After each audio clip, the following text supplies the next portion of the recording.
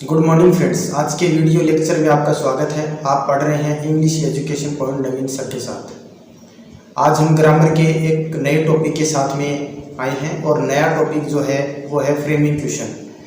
Framing question का अर्थ होता है कि आंसर से हम क्वेश्चन कैसे बनाते हैं। तो आइए अब चलते हैं हम अपने आंसर से क्वेश्चन बनाने की प्रक्रिया की ओर। और पहले मैं अपना इमेज जो है वो सेट कर लेता हूँ और अब देखते हैं कि फ्रेमिंग क्वेश्चन। आपको बता दूं कि मेरे कर्सर पे आप ध्यान रखें, मोबाइल स्क्रीन के ऊपर आप देख रहे हैं कर्सर, इस कर्सर पर आप ध्यान रखें। फ्रेमिंग क्वेश्चन टॉपिक का नाम है और इसका डेफिनेशन हम देखते हैं इस प्रकार से कि आंसर से क्वेश्चन बनने की जो प्रक्रिया है उसे ही फ्रेमिंग क्वेश्चन कहा जाता है। क्या होता है कि क्वेश्चन से हमें आंसर बनाने होते हैं, लेकिन इस वाले पॉइंट में हम, इस वाले ग्रामर के पार्ट में हम आंसर से क्वेश्चन बनाने की प्रक्रिया पढ़ेंगे। आंसर से क्वेश्चन बनाने की प्रक्रिया दो प्रकार से होती है। दिए हुए वाक्यों में देखो, आप देख रहे हैं यहाँ पर 2 type of framing question. Framing question दो प्रकार के होते हैं। फर्स्ट पार्ट आता है स्टार्ट द हेल्पिंग वर्ब। ऐसे सेंटेंस जिन सेंटेंस की शुरुआत हेल्पिंग वर्ब से होती है उसे हम start the helping verb sentence कहेंगे। तथा सेकंड नंबर पे दिया हुआ है स्टार्ट द WH वर्ड। और ऐसे सेंटेंस जो WH वर्ड से शुरू होते हैं जैसे वाट, वेन, वेयर, तो वो WH वर्ड सेंटेंस कहलाते हैं। तो अपने नेक्स्ट हम पहले पॉइंट के ऊपर पढ़ेंगे, जिससे आप देख पा रहे हैं कि हेल्पिंग वर्ब से शुरू होने वाले वाक्य। हेल्पिंग वर्ब से शुरू होने वाले वाक्यों में सबसे पहले आपको यहाँ हेल्पिंग वर्ब का ज्ञान होना चाहिए कि टोटल ग्रामर में हेल्पिंग वर्ब होती कितनी है। तो मैंने यहाँ पर नोट कर रखा है कि जैसे 24 हेल्पिंग वर्ब दी हुई होती है। 24 हेल्पिंग वर्ब में से आपको देखने को मिलेंगी प्री प्राइमरी हेल्पिंग वर्ब तथा मॉडल एक्सिलरी हेल्पिंग वर्ब के बारे में आपने सुना होगा। और यहाँ पर आप स्क्रीन पे देख पा रहे हैं मैंने 24 टोटल हेल्पिंग वर्ब यहाँ लिखी है, जिसमें से is, am, are, was, were, has, have, had, do, does, did, can, could, may, might, shall, should, will, would, must, ought, use to, dare तथा नीड नॉट, ये helping verb 24 helping verb note कर रखी है। आप भी इनको notebook में note कर सकते हैं। अब आइए अब हम चलते हैं अपने नेक्स्ट पॉइंट की ओर, जहां हम हेल्पिंग वर्ब के सेंटेंस स्ट्रक्चर को स्टडी करेंगे। सेंटेंस स्ट्रक्चर दे रखा है कि जब कभी भी आपको आंसर दिया हुआ है उस आंसर को आप हेल्पिंग वर्ब से जब शुरू करें तो स्टार्ट में, शुरू में आप हेल्पिंग वर्ब लगाएं। तो स्ट्रक्चर में जैसा आप देख पा रहे हैं यहाँ, तो हेल्पिंग वर्ब, उसके बाद आप लगाएंगे सब्जेक्ट। सेंटेंस में जो सब्जेक्ट दिया हुआ वही सब्जेक्ट आप यूज करेंगे। उसके बाद वर्ब का यूज करेंगे, वर्ब के बाद आप ऑब्जेक्ट लगाएंगे और ऑब्जेक्ट के बाद आप अदर का प्रयोग करेंगे। और आपको जैसा कि ज्ञात है कि इंट्रोगेटिव पढ़ रहे हैं, हम क्वेश्चन बना रहे हैं, तो क्वेश्चन में हमेशा सेंटेंस के एंड में क्वेश्चन मार्क चिन्ह का हम प्रयोग करते हैं। तो हम सेंटेंस के एंड में क्वेश्चन मार्क चिन्ह लगा देते हैं। अब हेल्पिंग वर्ब से शुरू होने वाले सेंटेंसेस के हम रूल्स स्टडी करते हैं और रूल पर विशेष बात आप याद रखें कि इनको आप कंठस्थ कर लें, या जो मैं रूल सब बताने जा रहा हूँ वो रूल आपको अंगुलियों पर होने चाहिए, यानी कि आपको एक अच्छे तरीके से याद होनी चाहिए। ज़्यादा हार्ड नहीं है, छोटे छोटे रूल्स हैं, आपको ने पहले भी पढ़े हैं, लेकिन अब और थोड़ा सा सरल तरीका इसमें दिया हुआ है। पहला रूल दे रखा है कि कोई भी सेंटेंस जो दे रखा है उस सेंटेंस की शुरुआत यदि यस और नो से होती है तो आप जब आंसर से क्वेश्चन बनाते हैं तो आप उसे क्या कर देंगे, हटा देंगे।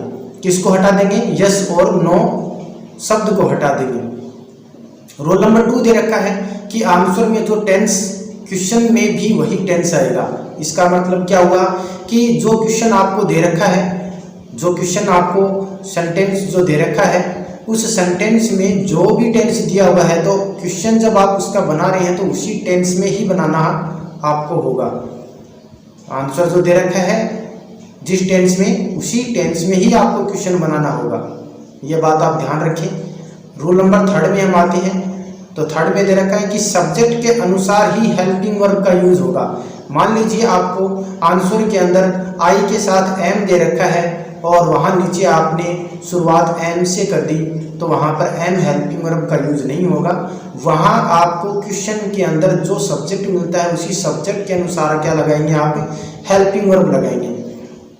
नेक्स्ट रूल नंबर देखते हैं हम। सेंटेंस के एंड में क्वेश्चन मार्क चिन्ह का आपको प्रयोग करना होगा। सेंटेंस के एंड में क्या यूज करेंगे आप, क्वेश्चन मार्क चिन्ह आप प्रयोग करेंगे, क्वेश्चन मार्क चिन्ह का प्रयोग करना होगा। और अब हम कुछ सेंटेंस इसके स्टडी कर लेते हैं। तो सेंटेंसेज में दे रखा है कि आप क्वेश्चन नंबर 1 देखिए, yes Sita has completed A job. आप देख पा रहे हैं स्क्रीन के ऊपर मैंने पहला क्वेश्चन पढ़ा है। यहाँ पर आप भी थोड़ा सा माइंड एक जगह स्थिर करके देखिए और समझिए इस क्वेश्चन को कि yes Sita has completed A job. यहाँ दे रखा है कि यस और हेल्पिंग वर्ब भी दे रखी है। मैंने आपको बताया है कि जब आपको इसका क्वेश्चन बनाना हो, देखो मैंने आपको यहाँ पर आंसर लिख रखा है, वैसे क्योंकि हम क्वेश्चन के आंसर के रूप में पढ़ रहे हैं, टॉपिक हमारा फ्रेमिंग क्वेश्चन है, तो हम यहाँ ऊपर दिया हुआ जो पॉइंट है ये क्वेश्चन जो है ये आंसर है, और इसका नीचे जो हम उत्तर दे रहे हैं ये क्वेश्चन के रूप में इसका उत्तर है। तो आप ध्यान रखिए इस बात को। तो क्वेश्चन जो दिया हुआ है हमारा और आंसर के रूप में जो क्वेश्चन है वो है yes Sita has completed A job. Sita ने यस हाँ सीता ने अपनी जॉब जो है, अपना कार्य जो है वो कंप्लीट कर लिया है या कर चुकी है।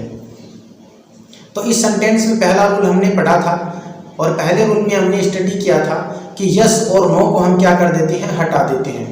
और दूसरा पॉइंट हमें दिया हुआ था कि जिस टेंस का प्रयोग सेंटेंस में हुआ है उसी टेंस से हम क्या प्रयोग करेंगे, इसका प्रयोग करेंगे या इसका क्वेश्चन हम तैयार करेंगे। इसके क्वेश्चन को भी उसी टेंस में तैयार करना होगा। तो यहाँ पर स्ट्रक्चर के अकॉर्डिंग हम देखें तो स्ट्रक्चर में मैंने आपको बताया था कि स्ट्रक्चर के अंदर आपको क्या यूज करना है, सेंटेंस में हेल्पिंग वर्ब शुरू में होनी चाहिए, उसके बाद में सब्जेक्ट होना चाहिए।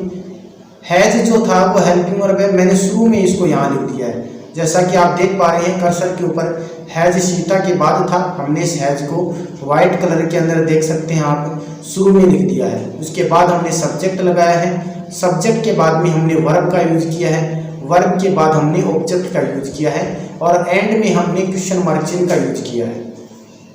ऐसे ही आप देख पा रहे हैं क्वेश्चन नंबर 2 में दिया हुआ है कि no Suman is not a good girl.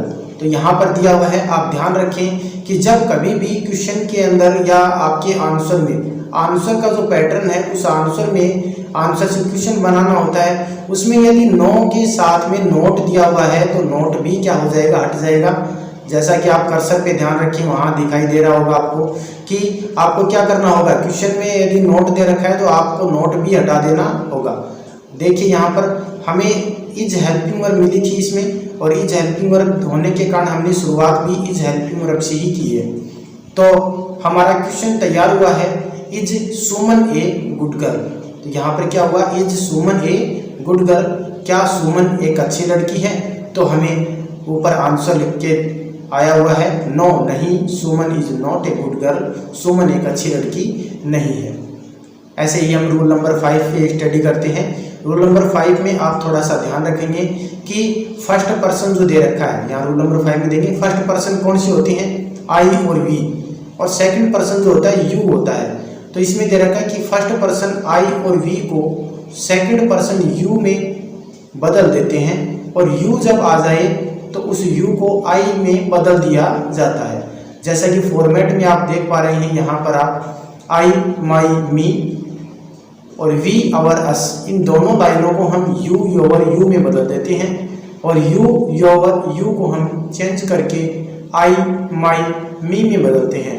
We, our, अस में नहीं बदलेंगे हम इसको, केवल यू, योवर, यू को आई, माई, मी में ही बदल कर लिखेंगे। अब आप देख पा रहे होंगे यहाँ पर हम कुछ एग्जाम्पल स्टडी करते हैं। फर्स्ट नंबर एग्जाम्पल में दे रखा है कि यस हाँ आई एम ए टीचर, मैं एक अध्यापक हूँ। तो अगला हमें क्वेश्चन कैसे पूछेगा, हमें क्वेश्चन पुटअप कैसे करेगा, तो वो दे रखा है और हमने ये बनाया है कि आर यू ए टीचर। अब ये आर क्यों लगाया हमने, अभी मैंने समझाया है कि आई के कारण यहाँ पर एम लगा हुआ था, और यहाँ पैटर्न रूल के अकॉर्डिंग आई को हमने किस में चेंज कर दिया है, यू में चेंज कर दिया है। और यू होने के कारण यहाँ हमें देखो यू देख कर दिया था आई का, और सेंटेंस की शुरुआत हेल्पिंग वर्ब से करनी थी हमें, इसलिए आर का यूज यू के साथ किया जाता है। तो सेंटेंस की स्टार्ट में हमने क्या लगा दिया, आर लगा दिया, इसलिए हमें क्या बनाना पड़ा, आर यू ए टीचर, और अंत में क्वेश्चन मार्क चिन्ह का यूज किया हमने। क्वेश्चन नंबर 2 दे रखा है no you have not gone to market. नहीं, तुम बाजार नहीं जा चुके हो। तो यहाँ पर दे रखा है कि क्वेश्चन जैसा टेंस दे रखा है क्वेश्चन में, वैसे ही टेंस से हम बनाएंगे। तो यहाँ स्टार्ट कर देते हैं हम। यहाँ जैसे ही मैंने बताया आपको, पहले ये भी ध्यान रखें कि नो आ गया तो हमें नोट भी हटाना होगा। तो हम शुरुआत करते हैं हैव आई, यू को हमें चेंज कर दिया आई में, यू के साथ भी हैव का प्रयोग होता है तो आई के साथ भी हैव का ही प्रयोग किया जाता है। तो यहाँ पर have I gone to market. हमारा क्वेश्चन कैसे तैयार हुआ, have I gone to market, क्या मैं बाजार जा चुका हूँ? नहीं, हमारा जो पूछा गया था क्वेश्चन वो था नहीं, you have not gone to market, तुम बाजार नहीं जा चुके हो। अब हम चलते हैं अपनी नेक्स्ट स्लाइड के ऊपर, और नेक्स्ट स्लाइड में दे रखा है रूल नंबर 6। रूल नंबर 6 में हम स्टडी करते हैं हेल्पिंग वर्ब सेंटेंस में नहीं हो तो हम क्या करें। उसका भी मैंने थोड़ा सा सॉल्यूशन बताया है, आप थोड़ा सा ध्यान रखें। थोड़ा सा क्यों, बहुत ही अच्छा आप ध्यान रख रहे हैं। मैं चाहता हूं कि आपको फ्रेमिंग क्वेश्चन जब भी बनाने को मिले तो आप पूरे तैयारी के साथ उनके सामने प्रकट हों, और क्वेश्चन कोई भी दे रखा हो आप अच्छे से उसको हल कर पाएँ और अच्छे से उसको समझ पाएँ। रूल नंबर 6 दे रखा है कि सेंटेंस में हेल्पिंग वर्ब नहीं हो तो आप क्या करें। क्योंकि मैंने पहले आपको बताया है कि हेल्पिंग वर्ब सेंटेंस में दी हुई है, उसी सेंटेंस की हेल्पिंग वर्ब को निकाल कर आप शुरू में लगा दो तो वह हेल्पिंग वर्ब से सेंटेंस बन जाएगा। लेकिन अब हम पढ़ रहे हैं कि हेल्पिंग वर्ब सेंटेंस में आए ही नहीं या हो ही नहीं, तो आप क्या करेंगे। तो उसका भी सॉल्यूशन है। यहाँ पर देख पा रही हैं वर्ब फर्स्ट फॉर्म में होती है, क्योंकि सब्जेक्ट के बाद यदि फर्स्ट फॉर्म आती है तो आप डू हेल्पिंग वर्ब का प्रयोग करो। नेक्स्ट दे रखा है कि वर्ब यदि फर्स्ट फॉर्म में एस लगी हुई है, यदि फर्स्ट फॉर्म के साथ एस लगा हुआ है तो आप डज हेल्पिंग वर्ब का प्रयोग करें, और वर्ब की सेकंड फॉर्म दी हुई है तो आप डिड हेल्पिंग वर्ब का प्रयोग करें। आपको अच्छे से समझ में आ गया होगा। दोबारा से मैं रिपीट कर देता हूं, आप भी कर्सर पर और मोबाइल स्क्रीन पर ध्यान रखें कि वर्ब की फर्स्ट फॉर्म यदि है तो आप क्या करेंगे। वर्ब की फर्स्ट फॉर्म के अनुसार डू लगाएंगे, फर्स्ट फॉर्म के साथ एस दे रखा है तो डज का यूज करेंगे, सेकंड फॉर्म का यूज दिया हुआ है तो आप डिड का प्रयोग करेंगे। अब यहाँ पर एक नीचे लाइन दे रखी है और इसमें लिखा हुआ है कि सेंटेंस में डू डज और डिड के बाद फर्स्ट फॉर्म का ही प्रयोग होगा। ये वेरी इंपॉर्टेंट पॉइंट है कि यदि आपने वहाँ डू डज डिड कहीं पर भी लगाया, मान लीजिए आपके क्वेश्चन में सेकंड फॉर्म का यूज हुआ है, आपने नीचे डिड लगा दिया और डिड के बाद आपने दोबारा से वर्ब में सा लिख दिया तो वो क्वेश्चन गलत हो जाएगा। आपको क्या ध्यान रखना है कि डू डज और डिड के तुरंत बाद हमेशा वर्ब की फर्स्ट फॉर्म ही आती है, उसी का ही प्रयोग किया जाता है। जैसा कि आप एग्जाम्पल देख पा रहे हैं, और मैंने फर्स्ट एग्जाम्पल में लिखा है यस आई प्ले क्रिकेट, हाँ मैं क्रिकेट खेलता हूँ। तो क्वेश्चन कैसे बनाएंगे, क्योंकि हेल्पिंग वर्ब तो है ही नहीं इसमें, तो प्ले वर्ब देखेंगे। प्ले वर्ब जो है फर्स्ट फॉर्म में है, तो यहाँ ये फर्स्ट फॉर्म डू जो है हमने लगा दी है, और आई को हमने चेंज करके रूल के अनुसार यू में बदल दिया है। तो आपका जो क्वेश्चन है वो तैयार हो गया है, डू यू प्ले क्रिकेट, क्या तुम क्रिकेट खेलते हो। तो आंसर बन गया यस आई प्ले क्रिकेट, मैं क्रिकेट खेलता हूँ। क्वेश्चन नंबर सेकंड पे आते हैं, यस यू सा मी, हाँ तुमने मुझे देखा। तो आंसर बनाएंगे सा के अकॉर्डिंग हमें क्या करना होगा, यहाँ डिड हेल्पिंग वर्ब का प्रयोग करना होगा, और डिड हेल्पिंग वर्ब जो हमने लगाई है वो सा मैन वर्ब को देखकर लगाई है। तो यहाँ आपको डिड का प्रयोग करना है, और यू जो है वो चेंज होकर आई में हो जाएगा। तो डिड आई, और यहाँ पर देख पा रहे हैं आप सा को मैंने वर्ब फर्स्ट फॉर्म में चेंज कर दिया है सी, और मी जो था उसको भी मैंने चेंज करके लिख दिया है यू में। तो क्वेश्चन कैसे बन गया है हमारा जो क्वेश्चन तैयार हुआ है, डिड आई सी यू, क्या मैंने तुम्हें देखा। तो क्या आंसर कैसे देगा अगला, यस हाँ तुमने मुझे देखा, यू सा मी तुमने मुझे देखा। क्वेश्चन नंबर थर्ड आप देखेंगे, यस ही कुक्स फूड। तो यहाँ पर दे रखा है यस और नो को तो हमने हटा दिया है, रूल के अकॉर्डिंग आपको मैंने बताया था, और ऐसे ही इसमें हेल्पिंग वर्ब नहीं है, और आप वर्ब देख कर क्या करेंगे, हेल्पिंग वर्ब लगाएंगे। तो कुक्स दिया हुआ है, एस लगा हुआ है कुक के साथ आप, तो आप क्या करेंगे, डज लगा देंगे शुरू में, और डज लगाने के तुरंत बाद आप सब्जेक्ट लगा देंगे। सब्जेक्ट दिया हुआ ही, तो ही यहाँ आ जाएगा हेल्पिंग वर्ब के बाद। तो डज ही और कुक, यहाँ एस हट जाएगा, ये फर्स्ट फॉर्म ही रखी जाएगी, डज ही कुक फूड, और क्वेश्चन मार्क चिन्ह। तो इस प्रकार से ये तैयार हो जाएगा। तो ये हमारा हेल्पिंग वर्ब से स्टार्ट होने वाले क्वेश्चन फ्रेमिंग के कुछ पॉइंट थे, कुछ रूल थे। मुझे आशा है कि आपको ये टॉपिक समझ में आया है या आया होगा। यदि थोड़ा सा भी ये टॉपिक आपको समझ में आया हो तो आप अपने फ्रेंड्स के साथ इस टॉपिक को शेयर करें।